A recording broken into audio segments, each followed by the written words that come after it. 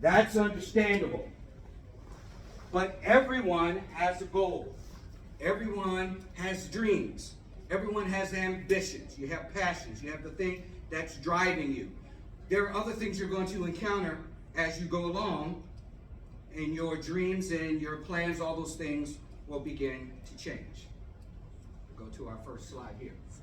But keep this in mind. It is sad when you don't know that you don't know what you don't know. Now, we all think we know a lot. You're going to be amazed 10 years from now when you look back and realize, man, I was such a jerk. I thought I knew so much about ... and you knew so very little of that. The hardest thing to learn and to know really is yourself, because you will see things about you. You will see your true weaknesses, your true fears, your true inhibitions, all these things that you may not favor so much about yourself. And you'll have to challenge yourself to get past those things to get better. Everyone has insecurities. All of the music artists and actors, entertainers that you and I love, they all have insecurities. Okay? So they have to overcome them to be where they are. Be open to learn.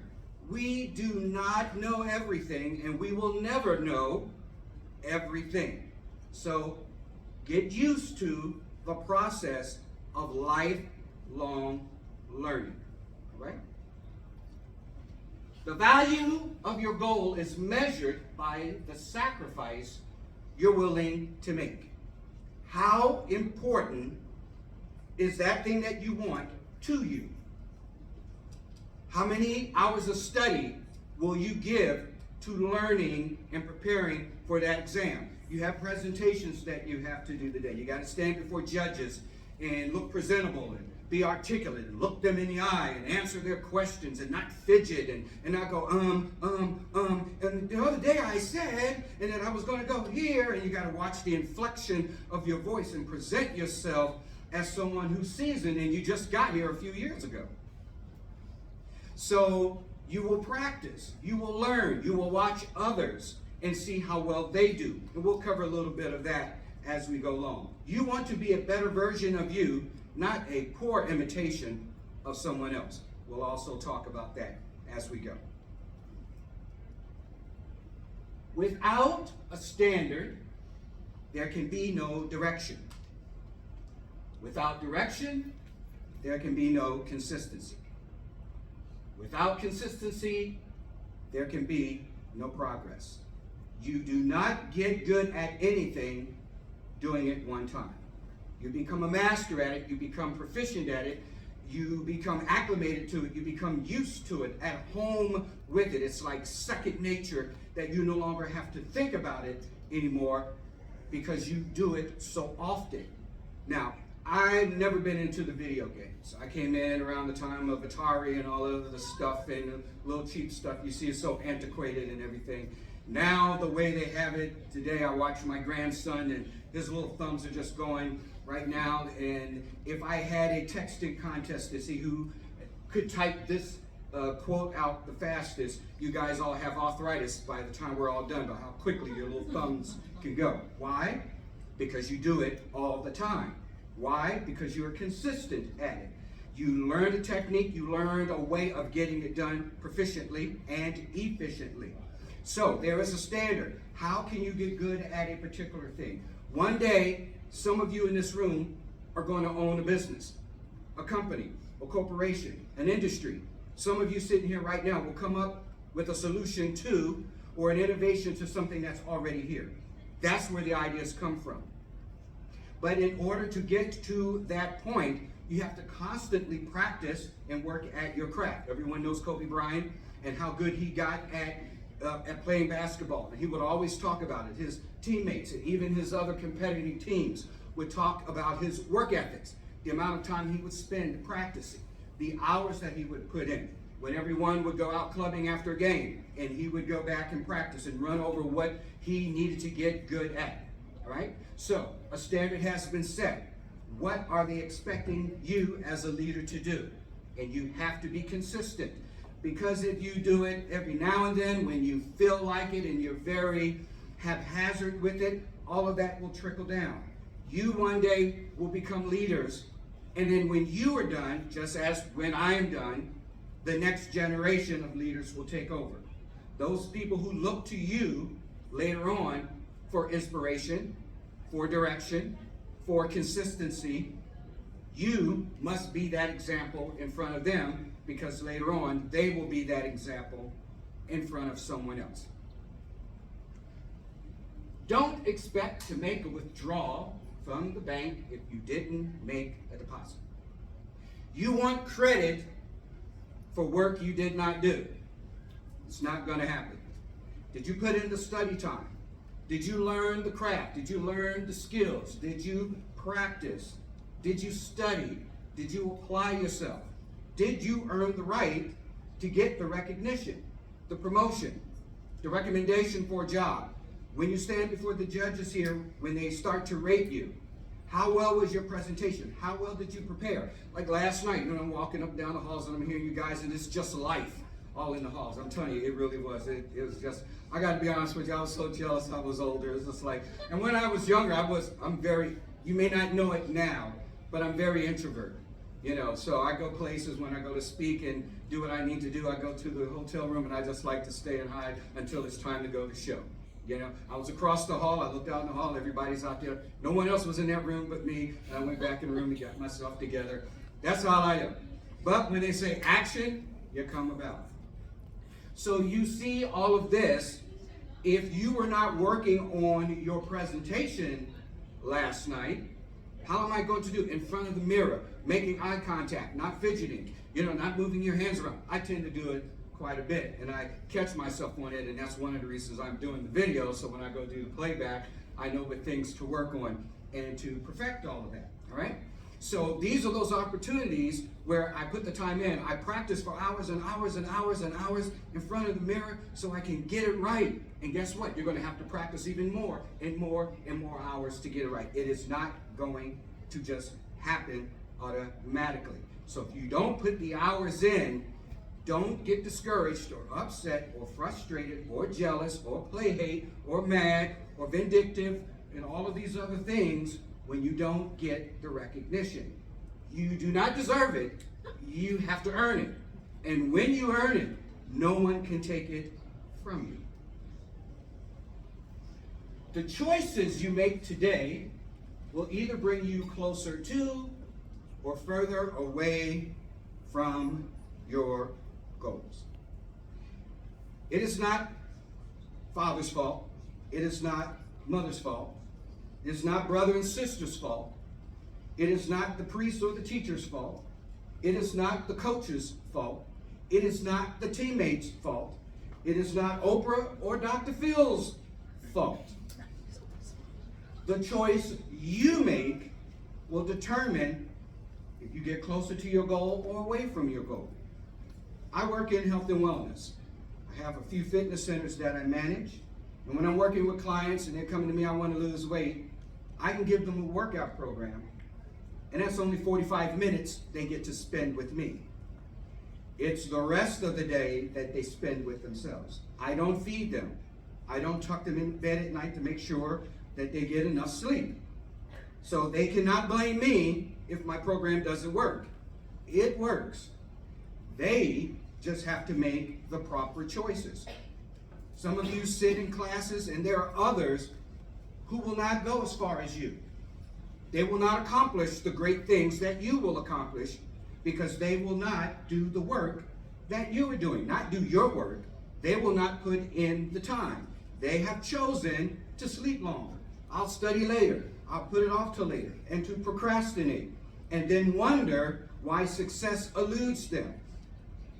If you're not going to put the time in, if you're not going to choose what you want later over what you want now, and we call that delayed gratification, then don't be upset when you wake up one day and the diplomas and the certificates and the job offers and the career opportunities and the recognitions and the prestige is passed on to someone else because they put the time in. Who here, by show of hands, would love to own their own business one day? Outstanding. Do you have in mind the type of business you want to run? Just raise your hand. Okay, cool. Now, it's good that a lot of hands went up for those who want to have their own business. And then a few hands went up for those who already have in mind what type of business you would like to have. We're going to cover, hopefully, if I don't forget, what we're going to do with that. All right? Yeah. Worry not about those who leave, but be concerned for those who stay. I had to learn this the hard way running my fitness business when I had a fitness studio, and I would get clients come in, and I didn't completely understand in the gym arena that you'll get people who'll sign up. 100 people will sign up for a gym, and only maybe 20 or 30 will actually go to any of these different gyms. And the gyms love that, because if all the members who signed up actually showed up, they wouldn't be able to accommodate them anyway. It doesn't matter what gym it is, all right? So as long as that monthly money is coming in, I don't care if you don't come in at all, as long as the gym is getting their cash. But when you have a small fitness studio, it's a more smaller community, and you get very close with people who come in and you know their names, you know things about their background, and sometimes that's not always good. And we'll cover a little bit of that as we go as well. And what started to happen, the people would stay about a good 3-4 months or so. And if the longest, about 2.5 to 3 years, and then they would leave and go to other gyms. And then I would feel bad. I would take it personal. I thought you loved it. You said you gained weight, got stronger, or lost weight, looked much better, and got healthier, and things of this nature. And you're leaving and you're going to another gym. And then I learned you can't take these things personally. So don't worry about the people who leave. Be concerned about the folks who stay. Now, many of you are going to struggle. Most of you, I should say, are going to struggle because that's how life is. To get the things you want out of life, you're going to struggle.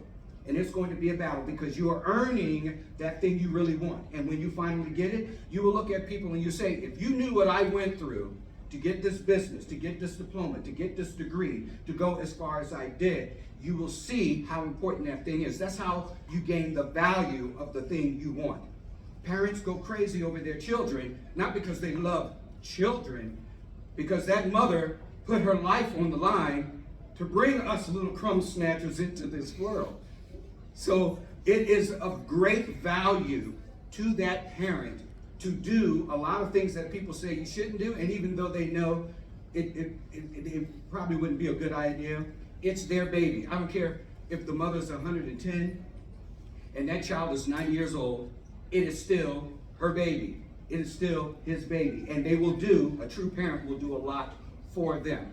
So you need to work on and be concerned about the people who will be there in your corner and support you and encourage you, and not worry about the people you wanted to keep to stay, because a lot of times they become dead weight and they're only going to hold you back. It's only going to discourage you. It won't inspire you. It will make you frustrated because you're trying to hold on to that which doesn't belong to you. Let them go. And it hurts. There's a lot of people who had left that it really hurt when they left, and eventually I got over it. So don't worry about the ones who leave. Be concerned about the ones who stay. Do what you can. Do what you will. Do what you're able, but do something. There are times when you find that you can't run as fast as everyone else. You can't lift as much weight as everyone else. You're not quick with mathematical computations. Me and math, we have a very tumultuous relationship. I have to share this with you. My dad, who's a Marine, whenever you say someone is in the Marines, never call them a former Marine. There's no such thing as a former Marine. Once a Marine, always a Marine. I was Army. My dad, he's a Marine veteran, and education was his thing.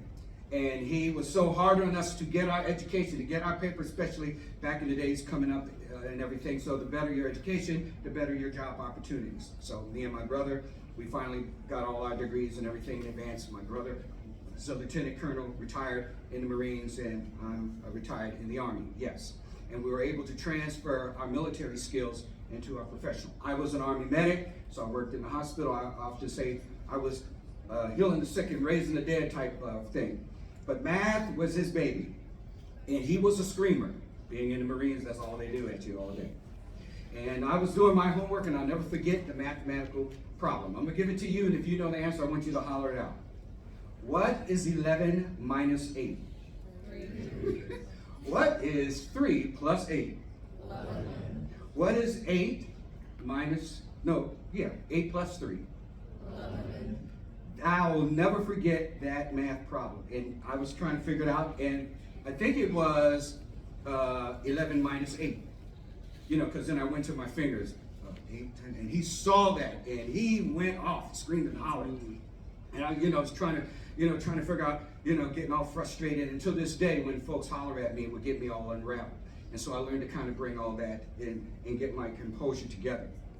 But with that math thing, there are some folks who can spit out mathematical computations. My dad was like that. My brother was like that. Me and math were not like that. But there are other things that I am very good at. So if I have to do math, I'll take out a calculator. I'll do the finger thing. The objective is coming up with the answer. See, as a child, I couldn't get over with that. But now you will find that that's why I gave the illustration of getting out of the room. What is the objective? Every day you get up, when you go to get dressed, what is your objective?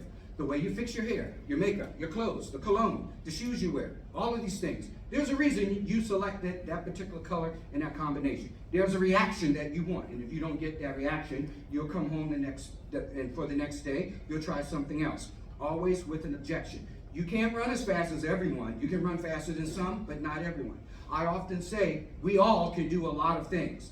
No one can do everything. Find out what you're good at. And if you're not as good as other folks, that's cool. Look at what you are good at. Because others, just like you, would go to people who are good at their particular thing. One day someone will come to you because you are good at your particular thing. So when I came up with this with my clients who would try to compete with others while working out, I says, no, this is your workout. Stop trying to be as fast as them. They're not as strong as you. They're not as flexible as you. They don't recover as well as you. They're not disciplined with their nutrition as you are. You have your strengths. You do you. All right? This tastes familiar. Now, as future business owners, you will come up with your ideas. You will come up with your plans as to how you want to run your business, your name, your logo, songs you're going to use, and things of that nature. And there will be people who will try to steal your ideas. They've been doing it from day one to try to copyright infringe upon it.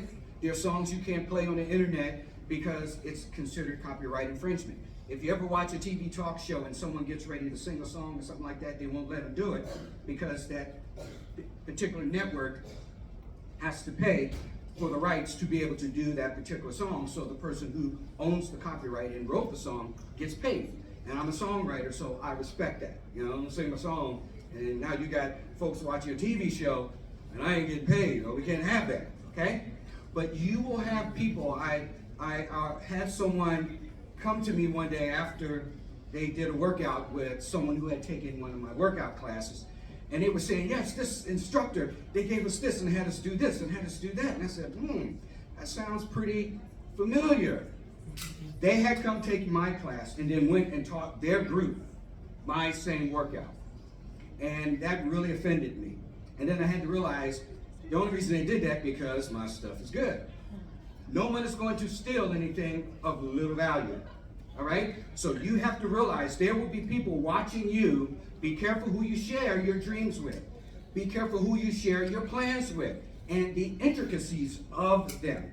You often hear, we all have our parents and our grandparents who make these beautiful dishes and everything. And an egg is an egg, flour is flour, seasoning is seasoning. But the one thing none of our parents can take from the other is that one special ingredient. Who knows what that special ingredient is?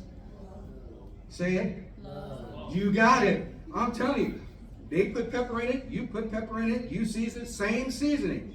It comes out the oven and it totally tastes different. I love mac and cheese. And if everyone in here made mac and cheese, she likes mac and cheese too.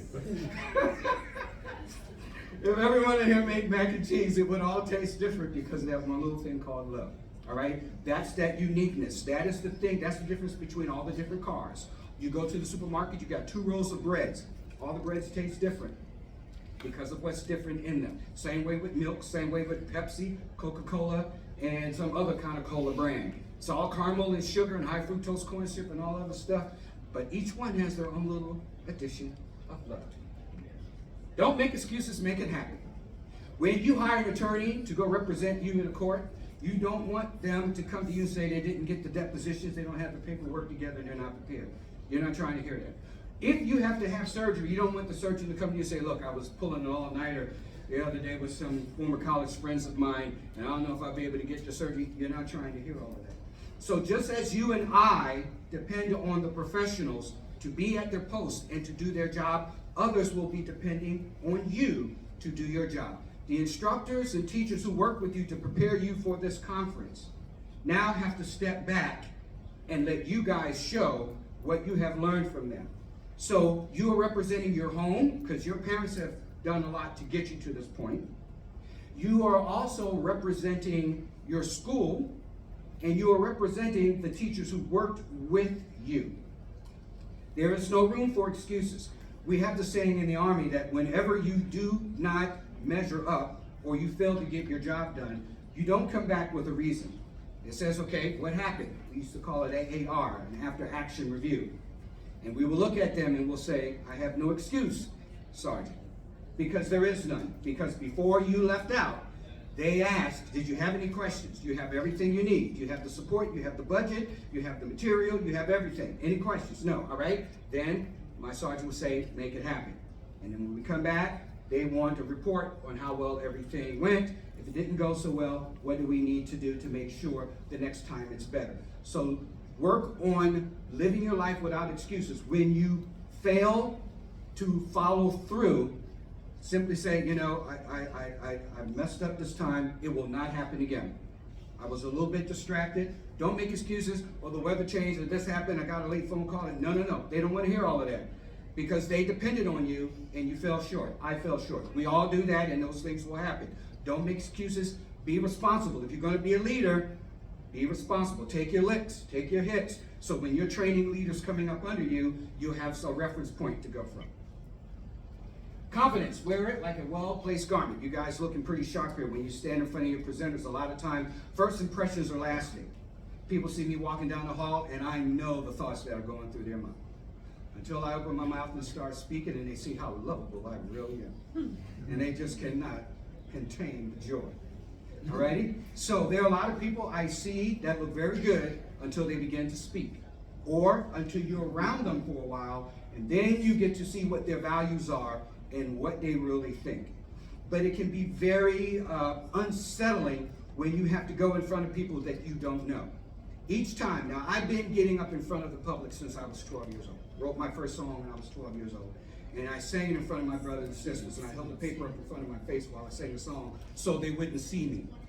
Then years later, at a talent show, my brother and sister did a song separately and did their routine. I wanted to do it so bad, but I just didn't have the nerve. You know, Mr. Introvert. And then in 1974, yeah, that's way back. That's even before your time. The Jackson 5 had a song out called Dance Machine, and Michael does what's called the robot in that song. And I love that song, and I learned it. And I did it at a talent show for my 7th grade. And overnight, I became a celebrity. My teachers had to let me leave the class before class was over because literally the girls were chasing me through the hall. At first it was fun, and I had a big fro.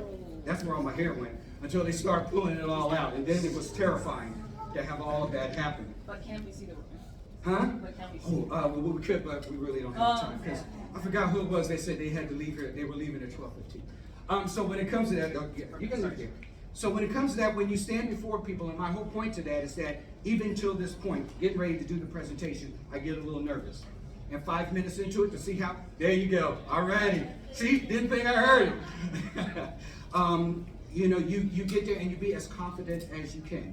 The best way to really be confident, and I learned this listening to Bruce Lee. This is how I got into fitness. It is difficult, especially at your age now, but if you can manage to really be yourself, it is the most horrifying thing, but it is also the most liberating thing. Because the moment you truly become yourself, there is no competition, because no one can outdo you the way you do you. They can only imitate you, and we've talked about that. So you wear your confidence regardless to what you have on. And when you stand before a person, You may not have seen it. It was a Will Smith movie where he was homeless with his little kid. And when he went to the job interview, his clothes were all messed up and everything. They were blown away by his confidence, not his appearance. Because when he began to speak, they took note of that. Wear your confidence like a well-placed garment. Be humble or be humbled. Life is going to get you. It's going to kick you in the boys and girl parts. And you know what that is. Life is really going to give it to you. There'll be days when you will think that I don't have to do that anymore. That's beneath me. Never think anything is beneath you. Because the moment you do, your bottom will fall out of your world and you will be humbled to take steps back to do the thing you said you would never do. When COVID hit and my fitness studios had to close down and I could no longer independently work for myself, I did not want to have to go back to working at other gyms and working for other folks, because for the past 10 years, I had the taste of autonomy to work for myself, call my own hours, have my own instructors, and I was doing TV stuff and all these other fun things. And then I realized if they cut off the lights of my phone or kick me out of my house and all this stuff, I'd be out on the street. I got humbled real quick. And I remembered how to work for somebody else. And so now I'm punching the clock. And this here particular presentation is part of my own organization, Sergeant Nate Fitness. Remember that on social media. Sergeant Nate, I was at your conference, man. It really sucked. It's okay. I'll go back and I'll get better at it. So be humble. Never think you are too good that you can't tie someone else's shoes or wash someone else's feet, especially around Ash Wednesday and all that. It's amazing I picked that particular picture. But you know, never think you're above doing other jobs, sweeping the floors, or these other things that you have to step back and regroup so you can come back stronger. Okay? Never get to that point where you feel you no longer have to do that. Be the cause of inspiration, not the cause of perspiration in someone's life. And the next one coming, if you go to the next one, I hope it's the one. Yep, these two go together. When you leave the room, are you still there? A fellow nurse, a friend of mine, we were in the same Army medical unit together. He had this phrase, and I still love it. Never let it be said of you, although your presence is appreciated, your absence is preferred. Never let that be. Back in the day, we used to say, never make people happy that you came and then happy that you leave. And the slide before then, you want to encourage people, inspire people, strengthen people, comfort people. You want to be the joy in other people's lives, not the bane of their existence. All right? There's a song by Larnell Harris. Don't worry about it, it's gospel music. And he has a song and it's called Questions. And it's one of my most favorite songs because it's a song that I actually said, at the risk of sounding morbid, I want it played at my memorial. Now if I can remember, I might have to sing it. Have I been a light in dark places, brought a smile to sad faces? Have I shown the world that I really care?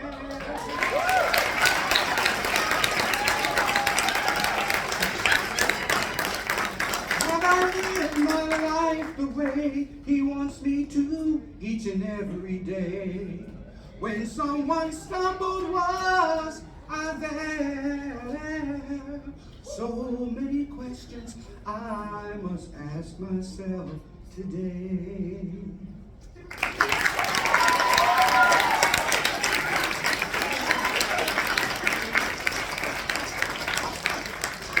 Now I gotta go back to Jerry and tell him he owes me more money for performance. No, but the point of that song, and you know, thank you for the response because it kept me from getting too emotionally invested in the song. It really emotionally moves me because when I leave here, and when you guys leave, when I leave here twofold, when I leave this conference and when I leave this world, I want a positive fruit left. I remember that conference, that one guy said, and he sang, and that's honestly the result you want to leave with people. These different hotels and with Ford motor cars and Kentucky Fried Chicken, all the people who came up with these different inventions and ideas that people still use today, and their grandkids are running the businesses now, but their legacy goes on. You want that type. There are people if you never saw them again, you would never miss them. You don't want to be one of those type of people. When you leave the room, do people still smell you? And that's a bad reputation. Or when you leave the room, I really enjoyed talking to them because they were very relaxing, very encouraging. Some people you want to share your feelings with, and after you do, you regret it.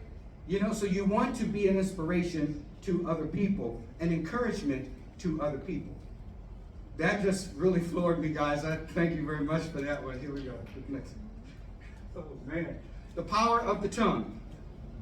My grandson, he's 9 years old. I don't know where he got this quote from, but he would walk around the house, and every now and he says, emotional damage.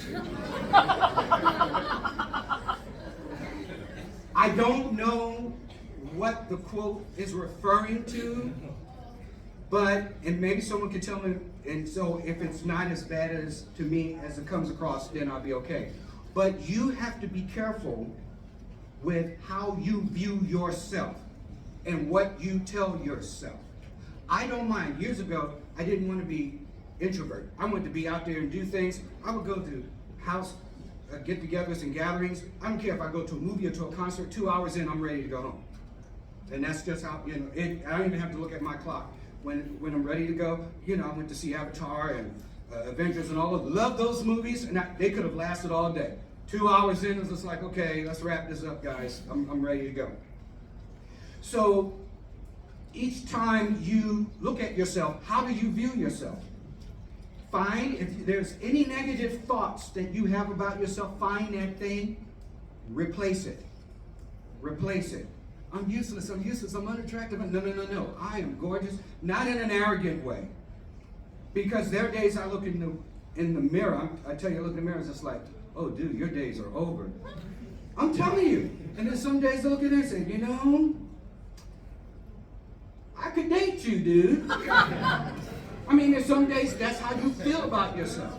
Okay? And trust me, there are entertainers, folks that you and I admire, young and old, they have their insecurities too. That's why they change up everything. That's why they often hide behind those images of what they think is beautiful. I love seeing kids, like if I could see all of your parents, when I see you stand by your parent, it is the most beautiful thing my eyes can behold to see you, a combination of your mom and dad. It is such a holy blend of the two. Oh yeah, I can tell you're Rebecca's boy. Yeah, I can see it in the eyes. I used to love it when I would go places with my mom and I was the oldest and I looked just like her. People used to think I was her brother. I used to love it. And now my daughter, who looks like me, and my youngest son looks like me, and our two sons in the middle look like their mom. And I love it when people see my daughter, instantly, oh yeah, Sergeant Nate, that's your daughter. Or my youngest son, oh, you don't even have to tell me, that's your son, right? And those are those beautiful things that come along with it. So the power of life and death is in the tongue.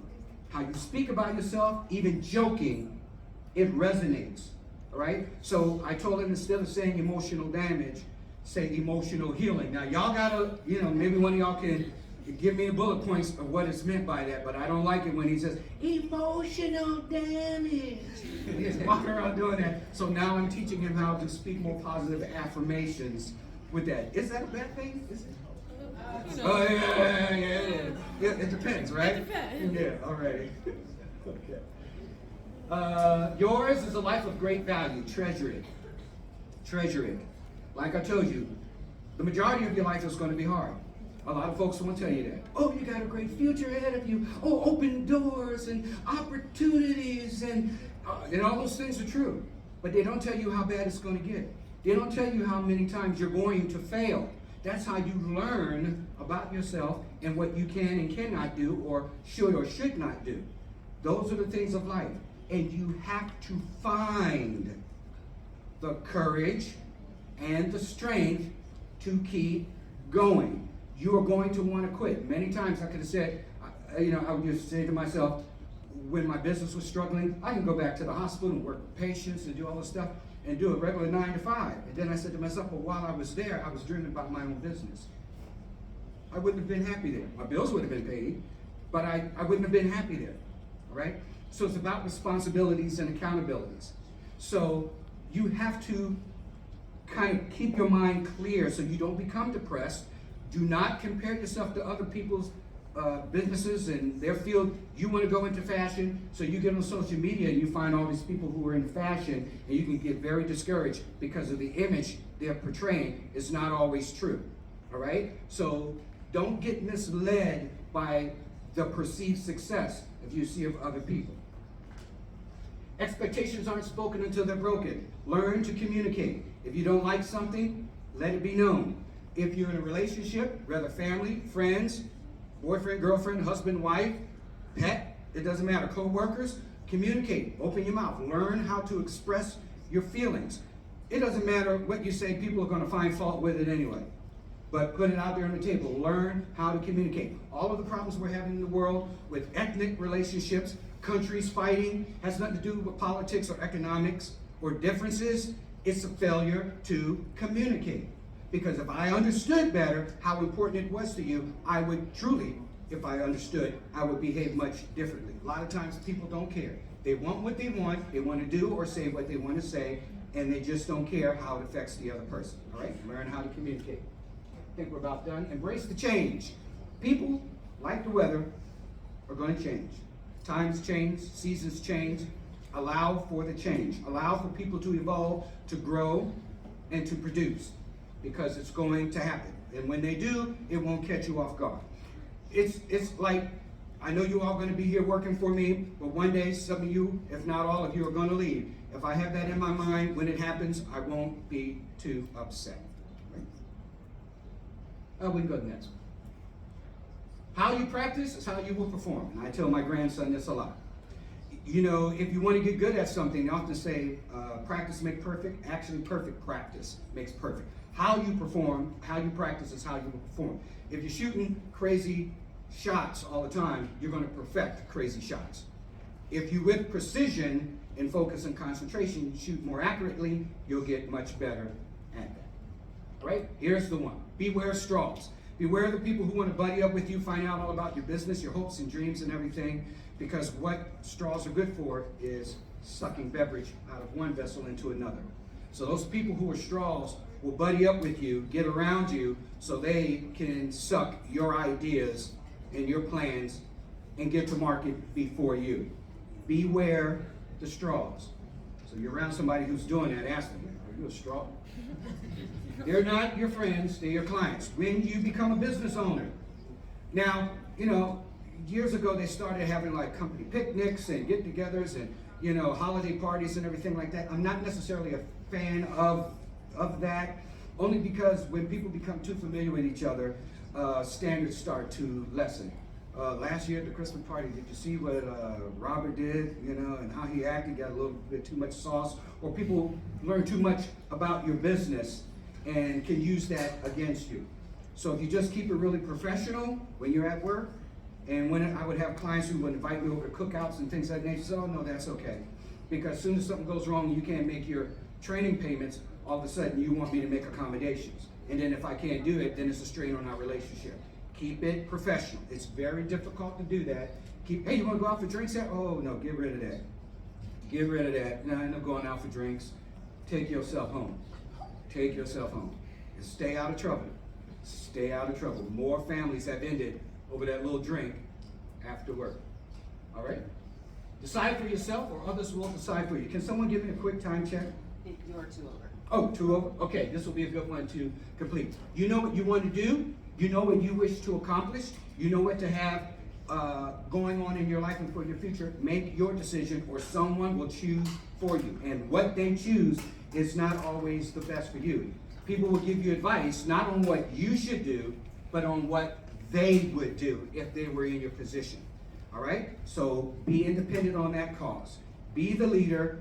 Find a mentor who can continue to encourage and direct you, and lean on them when you need to, and then learn to be a mentor yourself. So if other folks leave from you and they're not better than you, you did not do your job as a leader.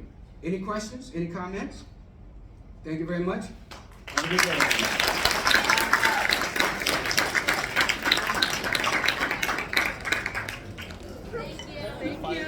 Alrighty.